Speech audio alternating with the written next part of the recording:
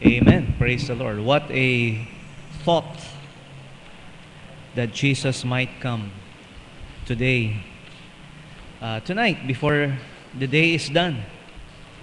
Hey, even, before the service is over. And that is something that we expect to happen, hopefully within our lifetime. But then again, it could happen uh, at any time. That we will be with the Lord soon. So let's pray. So tayo po ay manalangin. Maraming pong salamat sa iyo po, Panginoon, sa mensahe ng awit po, Panginoon. Lord, we do want to see you. We do want to be with you.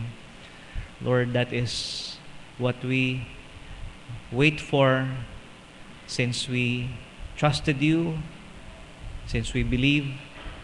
And I pray, O Lord, keep us this way. Help us, Lord, to always look to you, to your return, and at the same time, keeping ourselves occupied, Lord, in doing your will.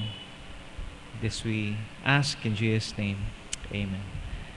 Okay, so ngayon pong gabi, so let's now turn to our text in John chapter 6.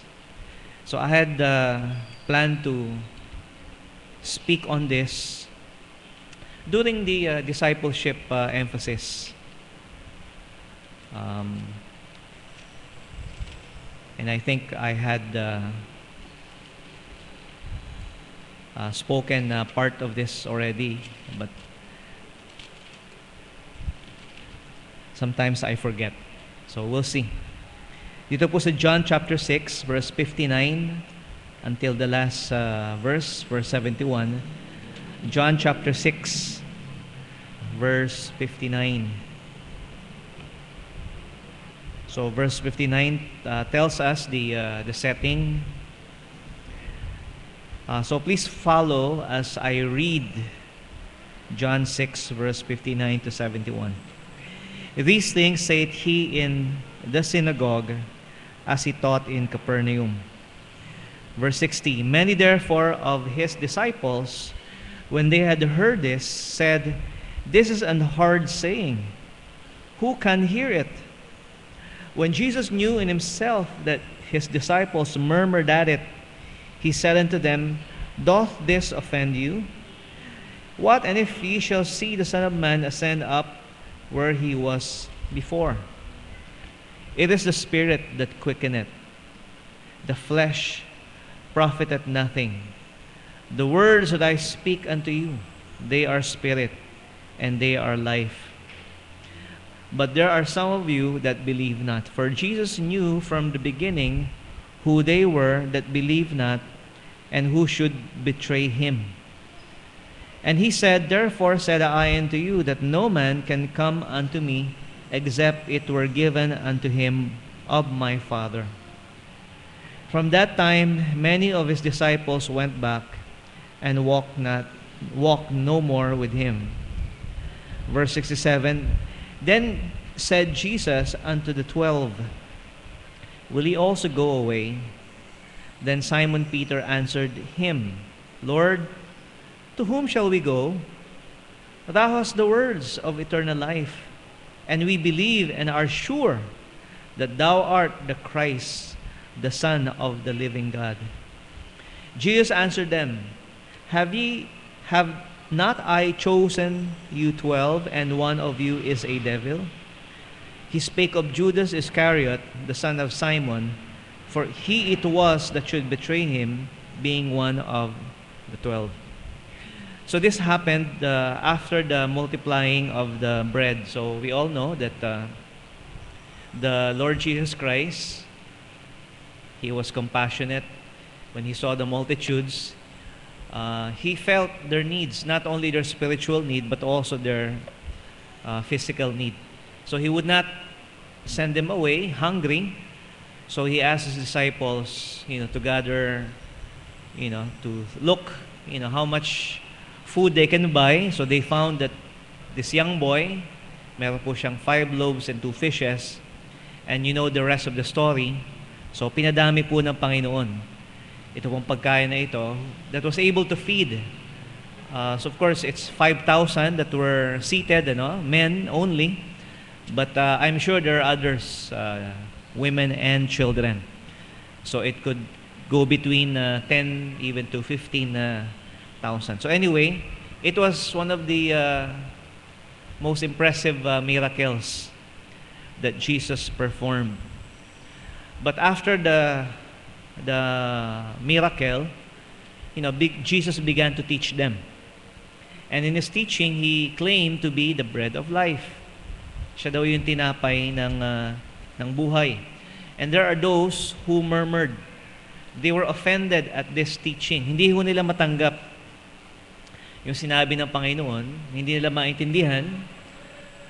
And then, hindi nila matanggap na siya po ang tinapay ng buhay. And because of this, many of them, in fact, most of them, hindi na ho sila sumunod sa Panginoon. So the multitudes na pinakain po ng Panginoon, napakadaming mga tao. Ilan lamang po ang naiwan, including the 12 disciples. Mas marami po yung umalis kaysa sa naiwan. So we'd like to ask this question because once again, this is not just an isolated incident that happened only during the time of Christ, but it still happens even up to this very day. Christians, believers, still leave the Lord. And there are similar reasons why this happened. Na kung paano po yung nangyari po dito sa John chapter 6 is still something that we see today. And so tingnan po natin, there are two ways that we could look at this. For those who are professing believers only and those who are genuine believers. So when we say professing believers only, we would like to imply that possibly these people are not genuinely regenerated. So hindi ho sila tunay na ipinanganak na muli. They were not sincerely born again, genuinely born again. And such is the case of the multitudes. So ang dami pong mga tao na andun lamang for many different kinds of reasons that they were following the Lord Jesus Christ. We could compare them to the mixed multitude of Moses' time, that in the wilderness, makikita po natin, may mga taga-Israel, pero meron din sumama na hindi taga-Israel, from Egypt, who sympathize with their cause. So kasama po sila. At ito pong mixed multitude, were those people who later on started this rebellion na let's go back to Egypt na lang. Okay? We will die here in the wilderness. So dumating po yung point that God judged this multitude in the wilderness. Naisipin niyo po, hundreds of thousands dapat papasok sa promised land.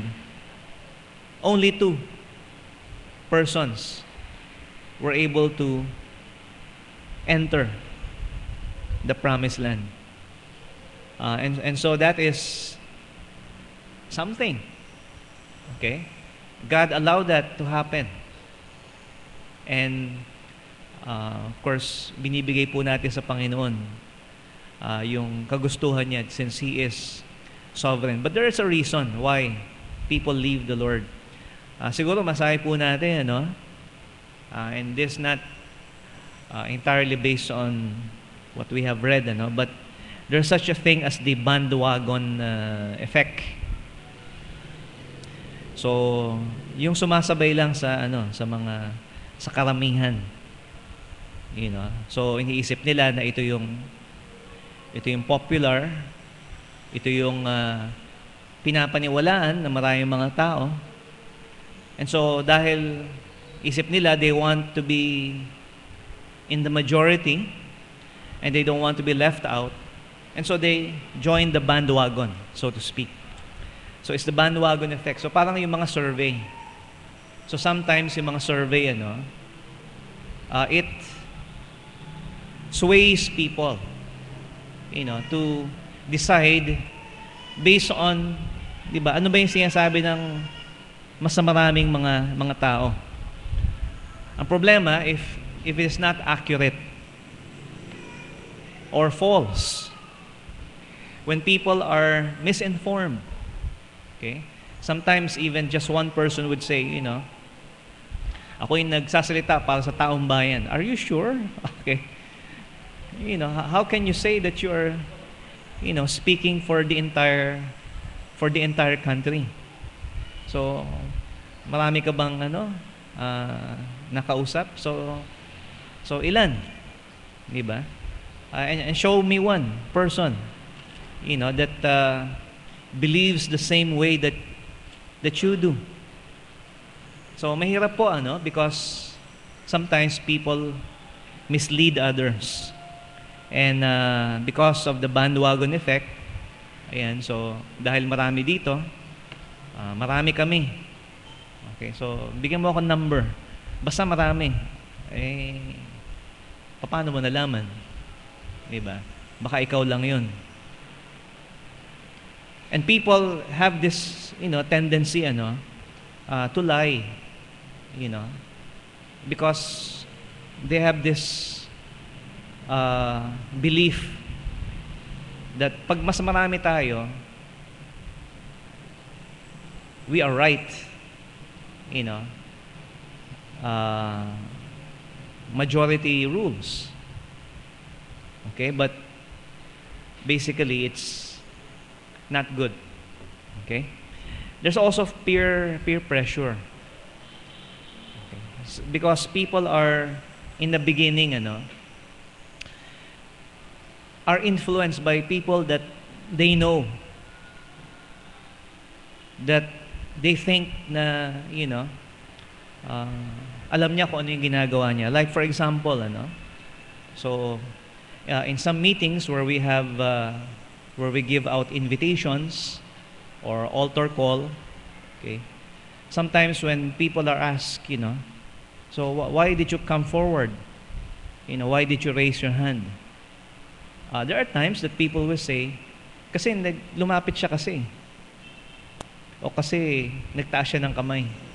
Kasi sabi mo, magtaas ako ng kamay. O sabi mo, lumapit ako. So there's some pressure there. Okay? And it's not always a good thing. Ito pong peer pressure. You see, ang paniniwala po ng ilan, na pag maingay, okay, when a meeting is big, and noisy, it's good. Okay? So meron po mga revivals that they think this way, that mas marami mga tao, mas malakas yung music, yung sound system, okay? And people don't really understand what's going on. They don't really hear the gospel. Alam niyo po mga minamahal, you could have this, sabihin nating, effect, on people. Na pag marami kayo at kung ano yung ginagawa ng marami, di ba, maaring gawin mo na rin po. Okay? And this is just my opinion. Okay? I think in these big meetings, very few people are genuinely saved. Very few. I'm not just saying charismatic meetings. Even po yung mga evangelists that is identified with the conservative or fundamental position, like even, not just Billy Graham, but even Bob Jones Sr. would say that they have so many, even thousands who went forward, and they feel, that many of those people are not genuinely born again. And even in our own ministry, okay, marami hong, I say this to my shame, of course. Masyadong maraming converts si Pastor June, and very few I see now. Okay. At nasaan na yung talagang naniniwala sa Panginoon. Of course, that shouldn't discourage us from doing what the Lord wants us to do. Okay? But that's, I think, is the reality. Okay? Na napaka dali po. Especially if we are not that careful, in emphasizing what is the essence of the gospel. It's about God. It's not about you. It's about the glory of God. For all have sinned. Yes, but they have come short of the glory of God. At kung talagang maintindihan po ng tao the implication of the gospel, they will reject it. And that's why Paul said, I am not ashamed of it, the gospel of Christ. And so it is not by our own power that people are converted. But I would just like to say that, and that's what we see now. Pero based on the text, dito po sa John chapter 6, makikita po natin that these people leave the Lord because they have been disillusioned by supernatural experience. Nakita nila yung miracle na ginawa ng Panginoon. And doon po nila binase yung kanilang pananampalataya.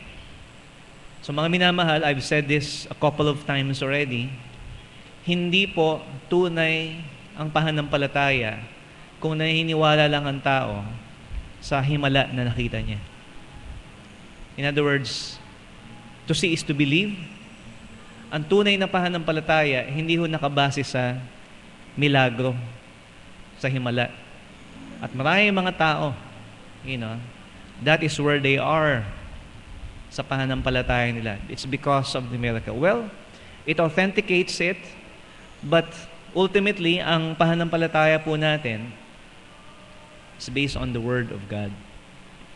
Kung ano pong sinabi ng Panginoon sa Kanyang salita.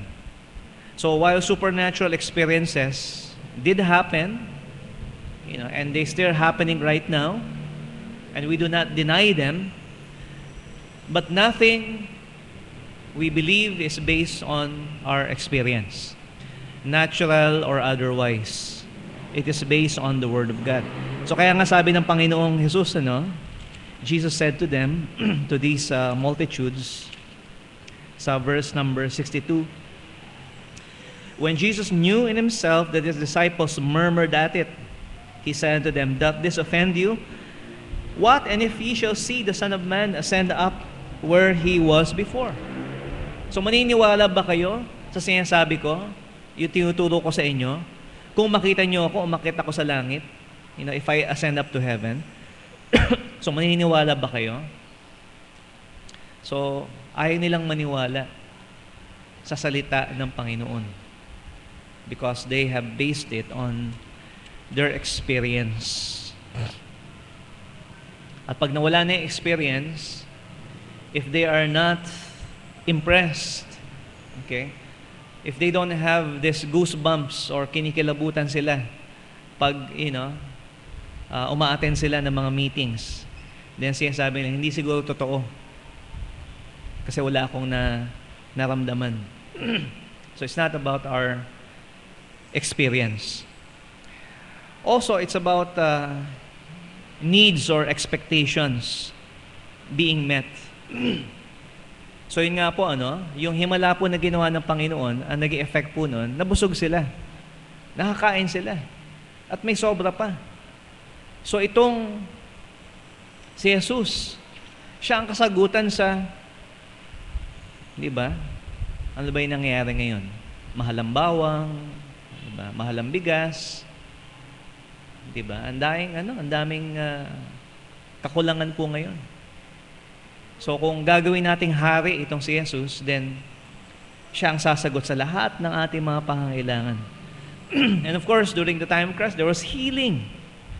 Okay? Ipapagamot. Ipapagaling po ang ating Panginoong Jesus. Andiyan ang pagkain. At kung lagay natin sa panahon ngayon, trabaho.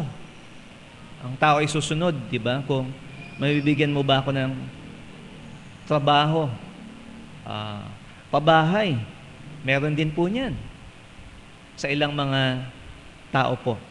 Wala namang masama po sa mga bagay na yun. Kung siya naman po ay bagay na may bibigay po sa atin ng Panginoon. Pero ang sinasabi ko lang po, people are after these things.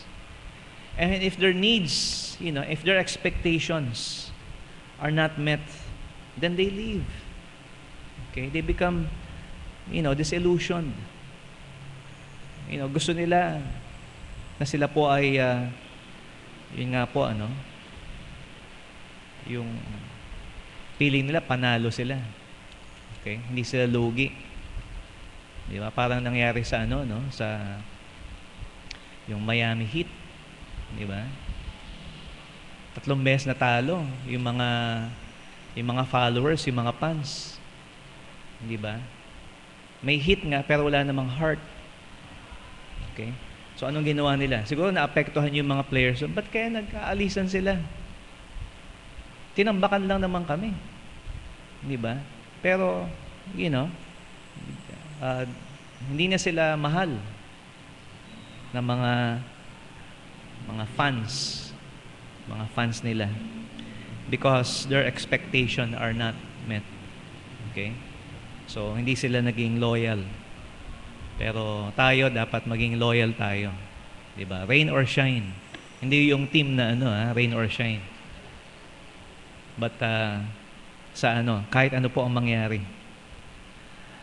At dito ho tayo pupunta dun sa panglima na dahilan why people leave, because they are disillusioned with their personal agenda. and one example of this, very clear na binigay ng Panginoon, ay ito pong si Judas. So si Judas po, ay nagpatuloy pa rin po sa Panginoon. Sa kabila po ng marami po na umalis na, but of course, he is one of the 12 disciples. Meron po siyang, kumbaga, share. Okay? Dito po sa movement na ito. Kasama po siya dito. Pero nung dumating po yung panahon, mga minamahal, na nakita ni Judas na yung kanyang political agenda, which is ilagay si Jesus as the king of Israel, the king of the Jews, ay hindi po mangyayari, is not going to become a reality. So hindi niya lang po iniwan ng Panginoon like the other disciples. He betrayed him. And so much was his remorse that he repented in himself, that si Judas po ay, di ba, nagpakamatay. Because, yung kanyang personal expectation was not met by Jesus. So, iniwan niya ang Panginoon. Di ba? Pero saan siya ngayon pupunta? Wala na siyang pag-asa. Kaya siya po ay nagbigti. So, daming tao po ngayon. Di ba? I think sa SM yata, pang ilan na ba yun? 3 na yata, di ba? So, naririnig ko lang sa sa social so dapat kung tayo, totoo ba yun? Hindi ko alam eh. Hindi ko naman na pabalik. Totoo talaga yan. May nagsusuicide talaga Kasi nga po, disappointed. So pag ang isang tao disappointed and disillusioned sa Panginoon, ano, at wala na siyang pupuntahan, maaaring ganun ang kanyang kahinatnan. Now, the Lord Jesus Christ explained, why this is so in the case of Judas and with the multitude. Sinabi niya po sa verse 63, and we're staying just here in John chapter 6, It is the Spirit that quickeneth. The flesh profiteth nothing. The words that I speak unto you, they are spirit, and they are life. So men are born again. Men are regenerated. Not because of their fleshly experience, not because their needs and expectation are met, but it is because the Spirit of God and the Word of God, yan po ang nagbibigay ng spiritual life sa isang tao. So that's the first thing. Also, sinasabi po ng Panginoon that it is the Father that brings the elect to Jesus Christ. Verse 64, but there are some of you that believe not. For Jesus knew from the beginning who they were that believe not and who should betray him. And he said, therefore, said I unto you, that no man can come unto me, except it were given unto him by the Father. So ito po ay mga minamahal, part of this is the action of God in drawing men to the Lord Jesus Christ. And while we said that those reasons, are true, it is also true, that the Lord draws the elect to the Lord Jesus Christ. And so makikita po natin, we come to this conclusion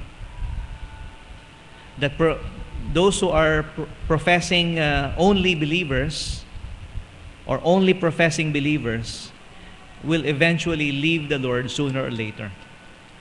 So, talagang mangyayari po yan. Kung ang isang tao po ay hindi talaga tunay na ligtas o nakakakilala sa Panginoon, sooner or later, he will eventually leave the Lord. Now, why do people leave the Lord? Pangalawa po, let's talk about now, how about genuine believers? Do they also do this? Do they also leave the Lord? Does it happen? Yes, it also happens. At ang example po natin yan, yung ibang mga alagad ng ating Panginoon. Diba? All of them left Him during this critical moment nung siya po ay dinakip. Even the most outspoken apostle, Peter, diba? Denied even knowing the Lord. So, alam po natin yan.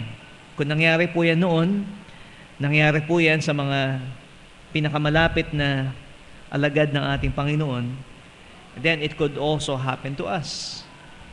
Okay? It happened to all of them except to one, to the Apostle John. So, it's either because of sin, yung pong kasalanan, worldliness, discouragement, and as we said this morning, a lack of love for Christ.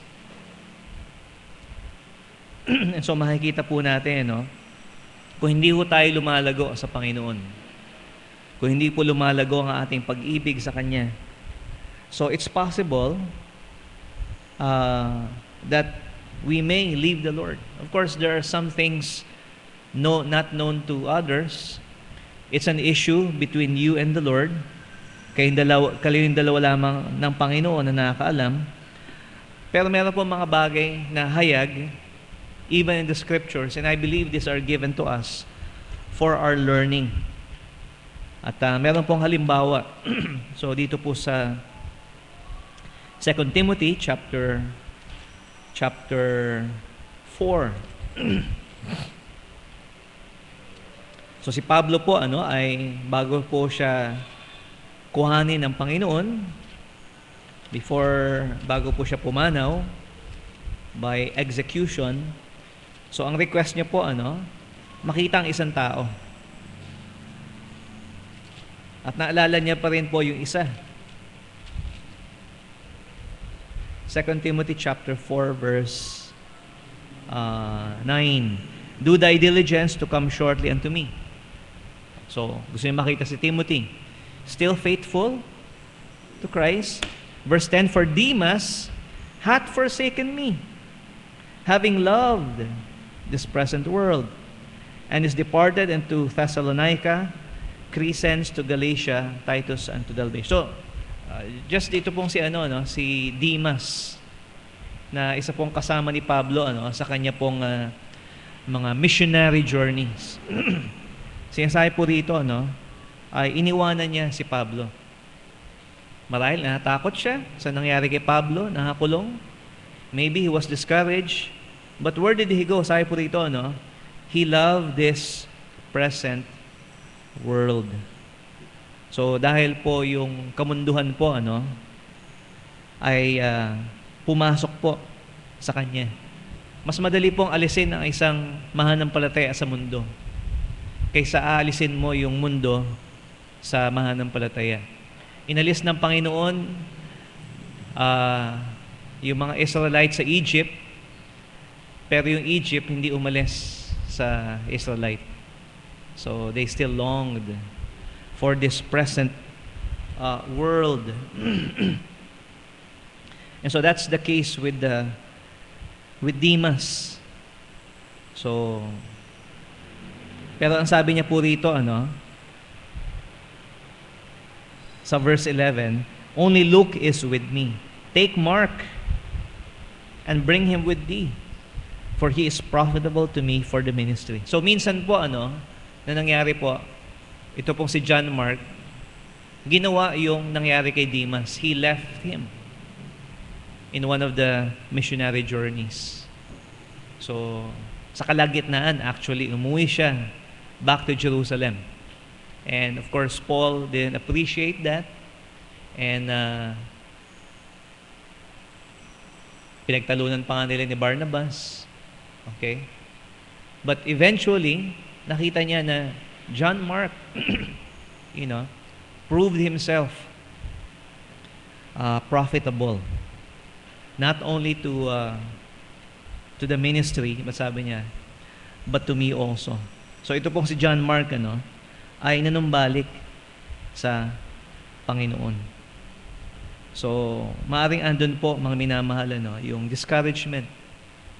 That's why it's very important for us to be like Barnabas, to encourage one another. Because hindi ho natin alam kung ano ang nangyayari sa buhay ng isang mananampalataya.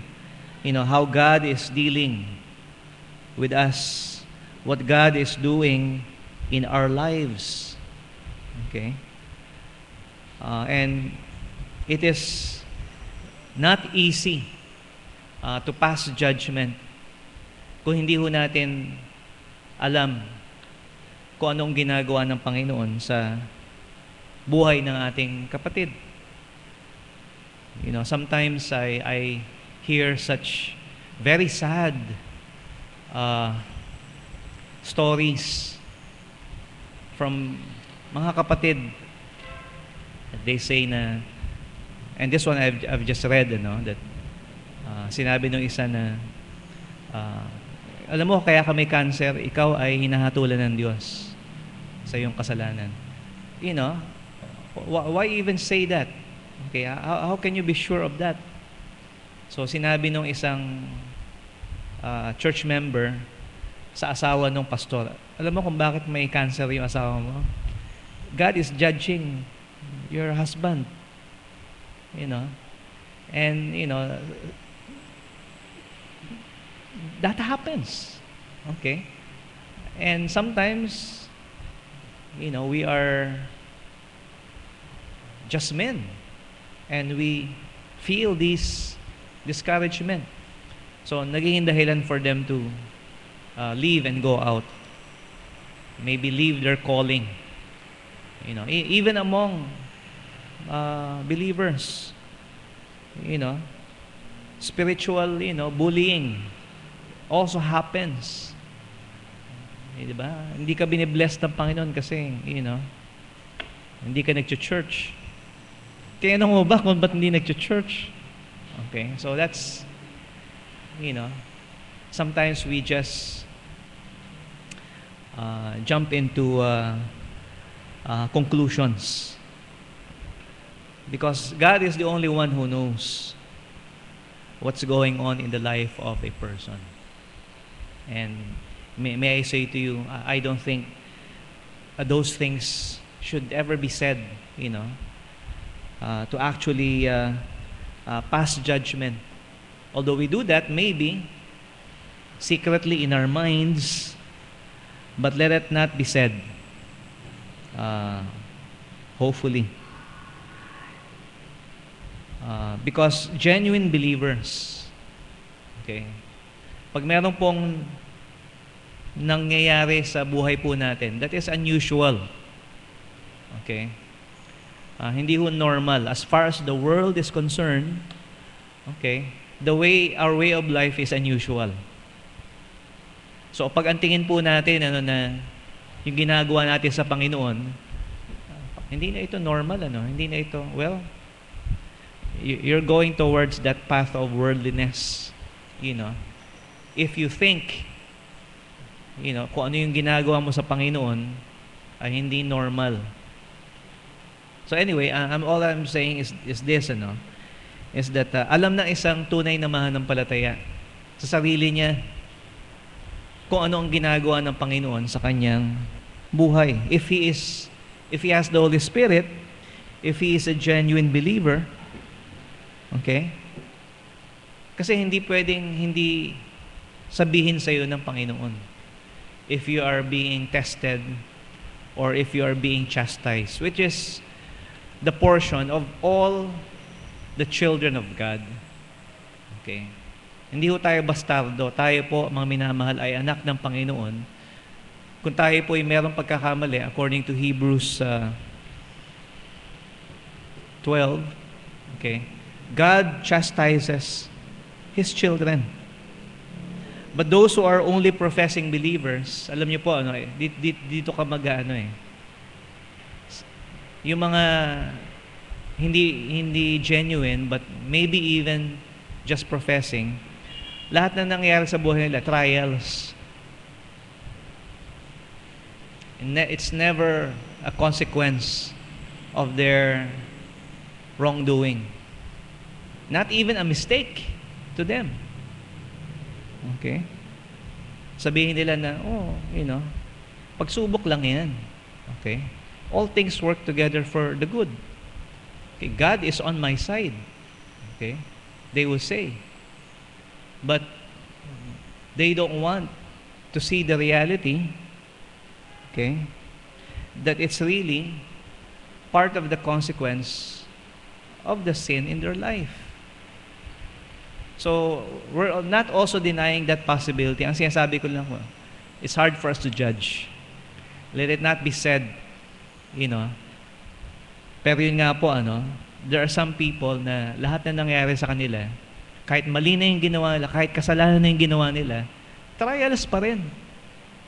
Hindi naman naluwalhati si Kristo sa ginawa mo. Ba't mo sasabihin yan ay, testing lang sa iyo? Kaya nga po, we come to this conclusion, despite that detour, that genuine believers eventually returns to the Lord sooner but not later than death.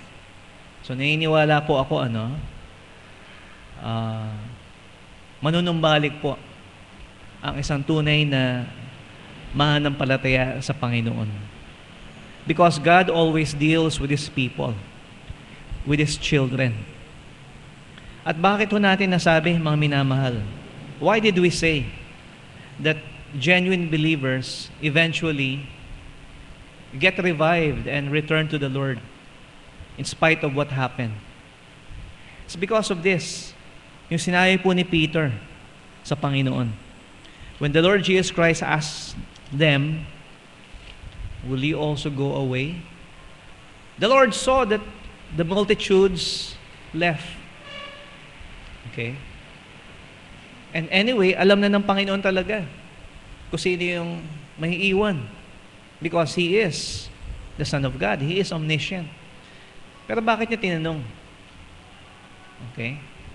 Bakit niya tinanong ito si Peter? Will he also go away? It's not because he doesn't know whether they will go away or not. Alam na ng Panginoon yun. It's para makita po natin, mga minamahal, na isang genuine believer, even like Peter na nagkamali, nagkasala, we have no option because he said, to whom shall we go? Panginoon, iiwanan ka namin. Saan ba kami pupunta? Kung iwanan po natin ang Panginoon, where will we go? Saan tayo pupunta? So therefore, eventually, babalik din tayo kung saan tayo nagmula. To the one who has the words of eternal life, because we are sure that He is the Son of God. So para po sa isang tunay na mananampalataya, he returns because he has really nowhere to go. So kaya nga po, will he also go away? And that question is being given to us also by God. Because while there are reasons na binigay po natin ngayon, we justify our own. And we think it's valid. Pero ito lang po ang tanong ko sa inyo, These are human reasons why people go away. Ang tanong ko lang po, ba't mo iiwanan ng Diyos? Dahil sa ginawa ng tao. And that's an age-old question by people. Kung meron Diyos, bakit pinapayagan niya ito? Bakit, may kriminal? Bakit may mga, masasamang tao? And tanong ko sa'yo, ba't mo sinisisi ang Diyos? Dahil sa ginagawa ng tao. At tanong din sa atin, bakit natin sisisihin, idadamay ang Diyos siguro sa ginawa natin o marahil sa ginawa ng ibang mga tao sa atin. The Lord doesn't deserve that. But of course, the Lord knows what we are made of. And we said tonight that there are professing and there are genuine believers. Eventually, one will ultimately leave the Lord because that is something that the Lord knows already. But there are those who will eventually return to the Lord sooner or later.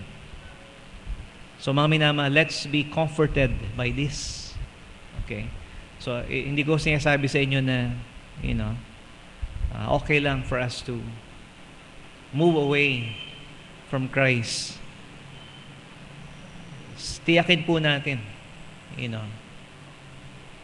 do we really know Christ? So, let's pray. Loving Father, maraming po salamat sa iyo po, Panginoon.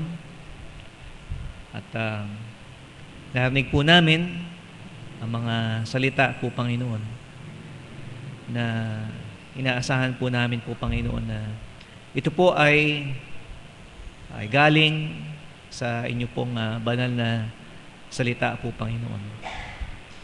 At dalangin ko, Panginoon, sa iyo, help us, Panginoon, to really see, help us, Lord, to really understand na kayo po, Panginoon, ang pinaka-sentro ng lahat ng ito, ang inyo pong kagustuhan para sa amin. It's not about ourselves. At maraming pong salamat po, Panginoon, that in the end, you are always glorified. Even with those, Lord, who just profess that they know you, Lord. Alam po namin po, Panginoon, na maging sa kanila po, Panginoon, ay meron ko pong layunin At mas lalo na po, Panginoon, sa inyo pong mga anak na inyo pong tinubos, sa inyo pong niligtas. Maraming pong salamat po, Panginoon.